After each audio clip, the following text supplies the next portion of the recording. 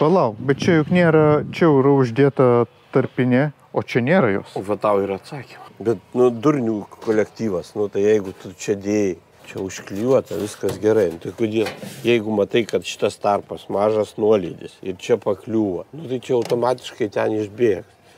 Čia yra duobė ir turėtų išbėgti pro tą skylę. Ir jisai neišbėga. Nes tiesiog... Taip, ten yra žemės. Čia po 3-5 metų gal greičiau pradėsim per kiekvieną sujungimą iš jų. Žodžiu, aš dėl to paklausiu, čia jau senai lyjo. Ir tiek... Taip, čia nusekmanį daugiau lietaus lygtais nebuvo. Šią savaitę tikrai nebuvo. Šitas daiktas turi apsaugoti nuo šoninio vėjo ir lietaus. Jisai taip, buvo per mažas.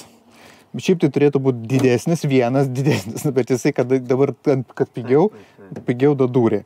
Kai dadūrimas atsirado, tai čia yra, pavyzdžiui, skarda perdurta per viršutinis varžtas, tarpinė iš viršaus užspaudžia, bet iš apačios skylė, va čia plyšys gaunasi ir per 2 skardas vanduo eina tolyn. Va, skylė. Taip, šičia užspaudžia. Šičia gali bėgti kaip prisninga. Jo, čia turėtų pavasarį bėgti, kada jau privaryta ir paskui kada tirpsta. Va, kaip pasakėt, jo, kai buvo atodrėgis šiais metais. Jo, tai va čia turėjo biškį pabėgti. Šitas kraigas yra uždėtas ant viršaus. Kad jie galėtų taisyti šitą vietą, jie turėjo nuimti ir pamatyti, kad čia nėra šitos tarpinės. Aš jeigu iš čia filmuotum, tai aš ranką po ją galiu kišti. Ten yra griovys.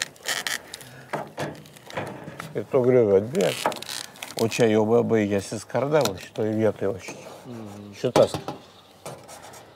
Kai kiti sako, žinai, man stogas va čia kažkur bėga. Stogas ne čia bėga, stogas va bėga tenai. Net matyt va čia pro šoną, pro polisterolo kraštą, man tai kur nubėga.